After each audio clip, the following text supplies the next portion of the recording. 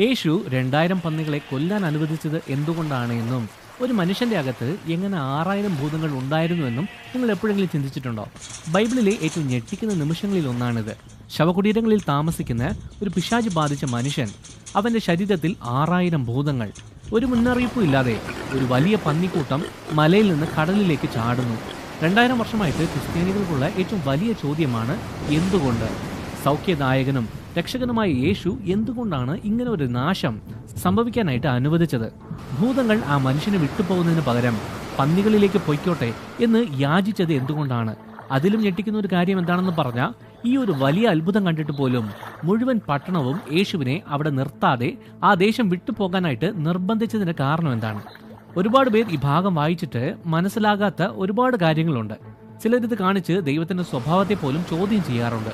സത്യം പറഞ്ഞ ഈ അക്രമാസക്തമായ കുഴപ്പം നിറഞ്ഞ ഈ ഭാഗത്ത് നിങ്ങൾക്ക് അറിയാമെന്ന് നിങ്ങൾ വിചാരിക്കുന്ന എല്ലാ കാര്യങ്ങളും മാറ്റുന്ന രീതിയിലുള്ള 3 പ്രധാനപ്പെട്ട കാര്യങ്ങളുണ്ട്. ദൈവം ഏറ്റവും വിലമതിക്കുന്ന കാര്യത്തെക്കുറിച്ചും ആത്മീയ യുദ്ധത്തെക്കുറിച്ചും നിങ്ങളുടെ സ്വാതന്ത്ര്യത്തെക്കുറിച്ചുള്ള സത്യം. മർക്കോസ് 5-ാം അധ്യായത്തിലാണ് ഈ സംഭവത്തെക്കുറിച്ച് വിവരിക്കുന്നത്. അവിടെ ഈ സംഭവം ആരംഭിക്കുന്നത് ഭൂതങ്ങളിൽ നിന്നല്ല, മറിച്ച് ഒരു തീരുമാനത്തിൽ നിന്നാണ്. യേശുവും ശിഷ്യന്മാരും ഗലീല കടലിൽ യാത്ര ചെയ്യുന്ന സമയത്ത് ഒരു വലിയ കൊടുങ്കാറ്റ് ആഞ്ഞടിച്ചു. നല്ല പരിചയസമ്പത്തുള്ള മീൻപിടുത്തക്കാർ പോലും ഉറപ്പായിട്ട് മരിക്കുമെന്ന് വിചാരിച്ച അത്ര വലിയ കൊടുങ്കാറ്റ്. യേശു എഴുന്നേറ്റ് നിന്നിട്ട് നിസ്സാരമായിട്ട് ആ കാറ്റിനെ ശാസിച്ചു, കടലിനോട് ശാന്തമായിട്ടിരിക്കാൻ കൽപ്പിച്ചു. മർക്കോസ് 4-ാം അധ്യായം 39-ാം വാക്യം ഇങ്ങനെ പറയുന്നു: അദ്ദേഹം എഴുന്നേറ്റ് കാറ്റിനെ ശാസിച്ചു, തിരകളോട് അടങ്ങുക, ശാന്തമാകുക എന്ന് കൽപ്പിച്ചു. അപ്പോൾ കാറ്റ് നിലച്ചു, എല്ലാം പ്രശാന്തമായി. എന്നാൽ ഇവിടെ മനസ്സിലാക്കേണ്ട ഒരു കാര്യം ഇതാണ്: ഇത് വെറും ഒരു ബോട്ട് യാത്ര അല്ലായിരുന്നു, ഇതൊരു ദൈവിക ദൗത്യമായിരുന്നു. യേശു മനഃപൂർവ്വം ആ കടൽ വഴി യാത്ര ചെയ്തു, ആ കൊടുങ്കാറ്റിനെ ശാന്തമാക്കി നേരെ ഗനസേനയുടെ ദേശത്തേക്ക് പോയി. അത് ശരിക്കും പറഞ്ഞ വിദേശ സ്ഥലമാണ്. ജൂതന്മാരുടെ ആചാരം അനുസരിച്ച് വൃത്തിഹീനമായ ഒരു സ്ഥലമാണത്. ജൂതന്മാർ വെറുക്കുന്ന ഒരു സ്ഥലമാണത്. യേശു സകലരെയും എതിർത്ത് അങ്ങോട്ടേക്ക് പോകാനുള്ള കാരണം എന്താണെന്ന് ചോദിച്ചാൽ, കാരണം ആ സ്ഥലത്ത് ഭയങ്കര ബുദ്ധിമുട്ടിലായിരുന്ന ഒരു മനുഷ്യൻ ഉണ്ടായിരുന്നു. ഒരു മനുഷ്യർക്കും സഹായിക്കാൻ പറ്റാത്ത കല്ലറയിൽ താമസിക്കുന്ന ഒരു മനുഷ്യൻ. യേശു പടകിൽ നിന്ന് കരയിലേക്ക് കാലെടുത്ത് വെച്ചപ്പോൾ തന്നെ കാണാൻ വിരൂപമായ ഒരു മനുഷ്യൻ അങ്ങോട്ടേക്ക് ഓടി വന്നു. മർക്കോസ് 5-ാം അധ്യായം 2-3 വാക്യം ഇങ്ങനെ പറയുന്നു: യേശു വള്ളത്തിൽ നിന്ന് ഇറങ്ങിക്കൊണ്ടിരിക്കുമ്പോൾ തന്നെ ദുരാത്മാവുള്ള ഒരു മനുഷ്യൻ ശവപ്പറമ്പിൽ നിന്ന് അദ്ദേഹത്തിന് അഭിമുഖമായി വന്നു. ഈ മനുഷ്യൻ ശവപ്പറമ്പുകളിലെ ഗുഹകളിലാണ് താമസിച്ചിരുന്നത്. ചങ്ങല കൊണ്ടുപോലും ആർക്കും അയാളെ ബന്ധിക്കാൻ കഴിയില്ലായിരുന്നു. ആ രംഗം ഒന്ന് സങ്കല്പിച്ച് നോക്കിക്കേ. വലിയ കണ്ണ്, വൃത്തികെട്ട മുടി, മുറിവ്, രക്തം, അഴുക്ക് കൊണ്ട് പൊതിയപ്പെട്ട് ഒട്ടും തുണിയില്ലാത്ത നഗ്നമായ ശരീരം, കൈകളിൽ തൂങ്ങിക്കിടക്കുന്ന ചങ്ങലകൾ, നേരത്തെ ചങ്ങലയിട്ടതിന്റെ അടയാളങ്ങൾ എല്ലാം ഉള്ള ഒരു മനുഷ്യൻ. മർക്കോസ് 5-ാം അധ്യായം 4-ാം വാക്യം ഇങ്ങനെ പറയുന്നു: പലപ്പോഴും അയാളുടെ കൈകാലുകൾ ചങ്ങല കൊണ്ടും വിലങ്ങ് കൊണ്ടും ബന്ധിച്ചിരുന്നെങ്കിലും അയാൾ ചങ്ങല വലിച്ചു പൊട്ടിക്കുകയും കാൽവിലങ്ങ് ഒരുമിയൊടിച്ച് കളയുകയും ചെയ്തിരുന്നു. അയാളെ ആർക്കും കീഴടക്കാൻ കഴിയില്ലായിരുന്നു. ആർക്കും അവനെ കീഴടക്കാനുള്ള ശക്തിയില്ലായിരുന്നു. അവന്റെ അമാനുഷികമായ ശക്തിയും ഭയങ്കര അക്രമശാലിയുമായതുകൊണ്ട് അവനെ പേടിച്ച് ആരും തന്നെ ആ വഴി കൂടി പോലും പോകത്തില്ലായിരുന്നു. അവിടെ ഉണ്ടായിരുന്ന അവന്റെ സ്വന്തം ജനത്തിന് പോലും അവനൊരു പേടി സ്വപ്നമായിരുന്നു. 5-ാം വാക്യം ഏറ്റവും ഭയാനകമായ ഒരു രംഗത്തെക്കുറിച്ച് പറയുന്നുണ്ട്. രാവും പകലും അയാൾ കല്ലറകൾക്കിടയിലും കുന്നുകളിലും അലഞ്ഞു തിരിയുകയും നിലവിളിക്കുകയും കല്ലുകൊണ്ട് സ്വയം മുറിവേൽപ്പിക്കുകയും ചെയ്തു പോകുന്നു. എല്ലാ രാത്രിയിലും മലയുടെ മുകളിൽ നിന്ന് അവൻ നിലവിളിക്കും. എല്ലാ ദിവസവും അവൻ ഒറ്റയ്ക്ക് അലഞ്ഞു നടന്ന് രക്തമൊഴുകി കരഞ്ഞ് സ്വന്തം ശരീരത്തെ വേദനിപ്പിക്കുമായിരുന്നു. അവന് എല്ലാം നഷ്ടപ്പെട്ടു. അവന്റെ വീട്, കുടുംബം, പേര്, മനസ്സ്, അങ്ങനെ എല്ലാം.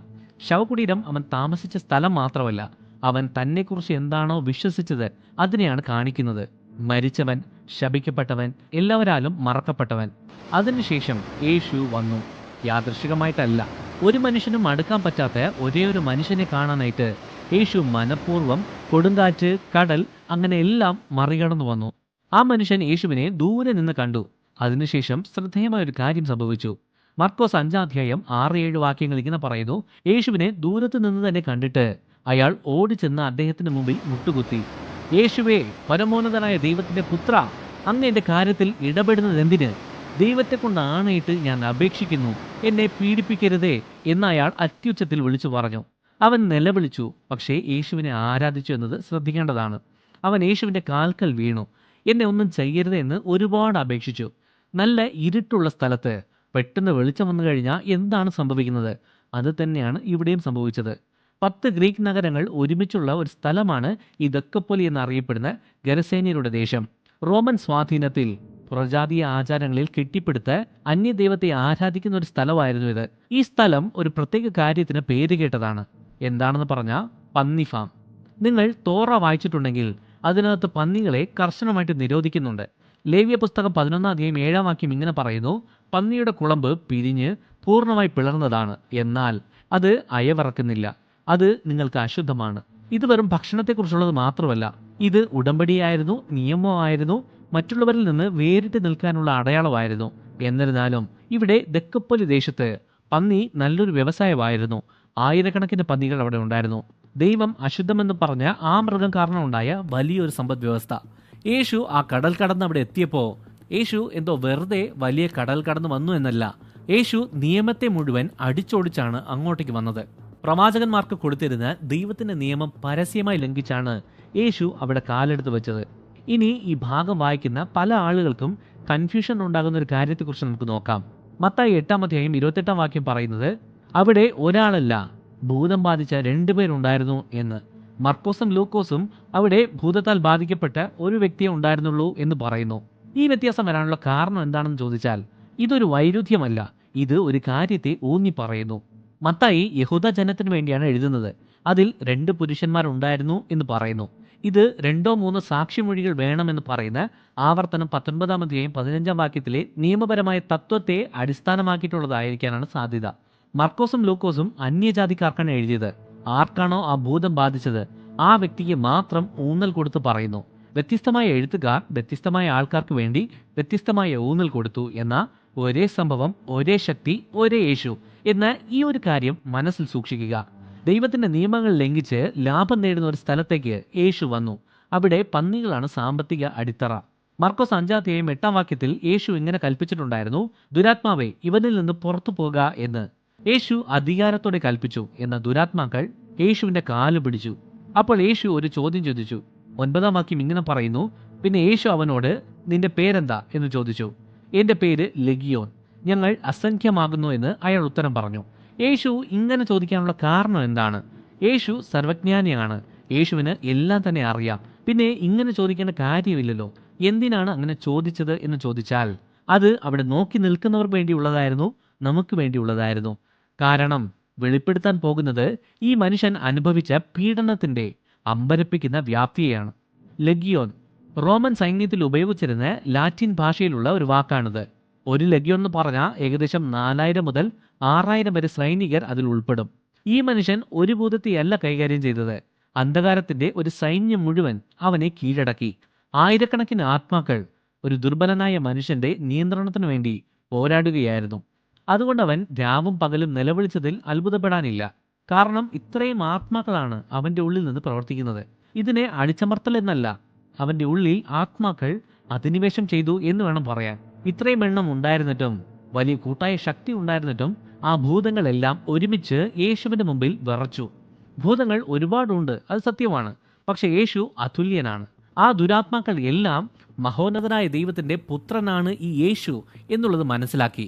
ഒരു അധ്യാപകനായിട്ടോ അല്ലെങ്കിൽ പ്രവാചകനായിട്ടോ അല്ല, മറിച്ച് മഹോന്നതനായ ദൈവത്തിന്റെ പുത്രനാണ് എന്നുള്ളത് മനസ്സിലാക്കി. ഭൂതങ്ങൾക്ക് കറക്റ്റായിട്ടുള്ള ദൈവശാസ്ത്രം ഉണ്ടായിരുന്നു. യാക്കോബ് 2 അധ്യായം 19 വാക്യം പറയുന്നു: ദൈവം ഏകനെന്ന് നീ വിശ്വസിക്കുന്നു, നല്ലത് തന്നെ. അശുദ്ധാത്മാക്കളും അത് വിശ്വസിക്കുകയും ഭയപ്പെടുകയും ചെയ്യുന്നുണ്ട്. 10 വാക്യം ഇങ്ങനെ പറയുന്നു: യേശുവിനോട് ആ ആത്മാക്കൾ ആത്മാർത്ഥമായി അപേക്ഷിച്ചു. ആ മനുഷ്യനിൽ നിന്ന് മാത്രമല്ല, ആ നാടും ആ പ്രദേശം വിട്ടു പോകാൻ ദുരാത്മാക്കൾക്ക് ആഗ്രഹമില്ലായിരുന്നു. എന്തുകൊണ്ടാണ്? 11-12 വാക്യങ്ങൾ ഇങ്ങനെ പറയുന്നു: അടുത്തുള്ള കുന്നിൻചെരുവിൽ വലിയൊരു പന്നിക്കൂട്ടം മേഞ്ഞുകൊണ്ടിരുന്നു.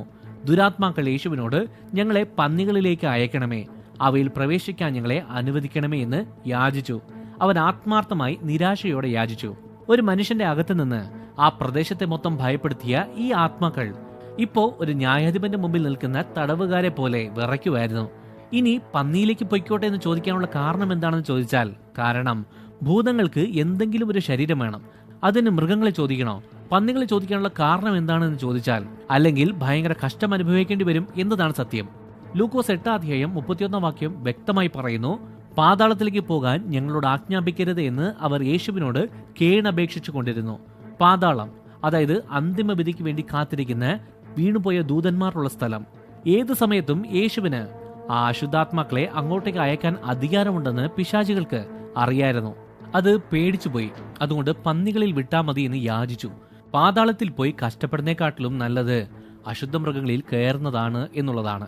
ഇവിടെ ശ്രദ്ധിക്കുക, 13 വാക്യം പറയുന്നു, യേശു അനുവദിച്ചു. എന്തുകൊണ്ട്? യേശു 2000 പന്നികളെ നശിപ്പിക്കാൻ അനുവദിച്ചതിന്റെ കാരണം എന്താണ്? അതിന് 2 കാരണങ്ങളുണ്ട്. ആദ്യത്തേത്, വിടുതൽ ദൃശ്യമായിരിക്കണം, അതായത് കാണുന്ന തരത്തിലായിരിക്കണം. ഒരുപാട് കാലങ്ങളായിട്ട് ഈ മനുഷ്യൻ കഷ്ടപ്പെടുന്നത് എല്ലാവരും കണ്ടതാണ്. അതിന്റെ ലക്ഷണങ്ങളെല്ലാം ആളുകൾ കണ്ടു. പക്ഷേ അതിന്റെ ഉറവിടം എന്താണ് എന്നുള്ളത് ആർക്കും കാണാൻ പറ്റിയിട്ടില്ല. ആ പന്നികൾ മലയിൽ നിന്ന് ഓടി കടലിൽ മുങ്ങി മരിച്ചപ്പോൾ ഈ മനുഷ്യൻ എത്ര സഹിച്ചിട്ടുണ്ടായിരുന്നു എന്നതിന്റെ വ്യാപ്തി എല്ലാവരും കണ്ടു. രണ്ടാമത്തത്, യേശു ഒരു കാര്യം തെളിയിക്കുമായിരുന്നു. ഒരു മനുഷ്യന്റെ ആത്മാവ് 2000 പന്നികളെക്കാൾ വിലയുള്ളതാണ്, മുഴുവൻ സമ്പദ് വ്യവസ്ഥയേക്കാൾ വിലയുള്ളതാണ്, അതിൽ കിട്ടുന്ന ലാഭത്തെക്കാൾ എല്ലാം വലുതാണ് എന്ന് തെളിയിച്ചു. പന്നിയെ മേയിച്ചു കൊണ്ടിരുന്നവർ ഓടിപ്പോയി എല്ലാവരോടും പറഞ്ഞു. അങ്ങനെ പട്ടണത്തിൽ ഉണ്ടായിരുന്ന എല്ലാവരും പുറത്തു വന്നു. അവർ എന്താണ് കണ്ടതെന്ന് ചോദിച്ചാൽ, അവർ യേശുവിന്റെ അടുത്ത് എത്തിയപ്പോൾ ലഗ്യോൻ ബാധിച്ച ആ മനുഷ്യൻ നല്ല ഡ്രസ്സൊക്കെ ഇട്ട് നല്ല സുബോധത്തോടെ യേശുവിന്റെ കൂടെ ഇരിക്കുന്നത് കണ്ട് ഞെട്ടിപ്പോയി. വർഷങ്ങളായിട്ട് അവരെ പേടിപ്പിച്ചിരുന്ന അതേ മനുഷ്യനാണ് ഇപ്പോൾ നന്നായിട്ടിരിക്കുന്നത്. അത് കണ്ട് എല്ലാവരും സന്തോഷിച്ച് കാണുമെന്നും അങ്ങനെ യേശുവിന്റെ കാൽക്കൽ എല്ലാവരും വീണ് കാണും എന്നൊന്നും വിചാരിക്കേണ്ട കാര്യമില്ല. സത്യം പറഞ്ഞാൽ അവിടെ ദാരുണമായ സംഭവമാണ് ഉണ്ടായത്. അവർ യേശുവിനോട് പറഞ്ഞു, ദയവ് ചെയ്ത് ഈ സ്ഥലത്ത് നിൽക്കരുത്, ഇവിടം വിട്ട് പോകണം എന്ന് തീർത്തു പറഞ്ഞു. അവർ ആളുകളെക്കാൾ വലുതായിട്ട് പന്നികളെ തെരഞ്ഞെടുത്തു. സാന്നിധ്യത്തെക്കാൾ അവിടെ ഉണ്ടാകുന്ന ലാഭത്തെ തെരഞ്ഞെടുത്തു. യേശു ഇവിടെ നിന്ന് കഴിഞ്ഞാൽ ഇനി എന്തൊക്കെ കാര്യങ്ങൾ മാറും എന്നുള്ളത് ചിന്തിക്കാൻ പോലും പറ്റില്ല എന്ന് ആലോചിച്ച് പേടിച്ചുപോയി. സത്യം പറഞ്ഞാൽ ഇന്നും പലരും അറിഞ്ഞോ അറിയാതെയോ ആണെങ്കിലും അത് തന്നെയാണ് ചെയ്യുന്നത്. സൗഖ്യമായ മനുഷ്യൻ യേശുവിന്റെ കൂടെ തന്നെ വരാമെന്ന് ആഗ്രഹിച്ച് അപേക്ഷിച്ചു. പക്ഷെ യേശു കൊണ്ടുപോയില്ല. മറിച്ച് വീട്ടിൽ പോയി, കർത്താവ് നിനക്ക് എത്ര വലിയ കാര്യമാണ് ചെയ്തതെന്നും എങ്ങനെ കരുണ കാണിച്ചെന്നും എല്ലാവരോടും പറ എന്ന് പറഞ്ഞു വിട്ടു.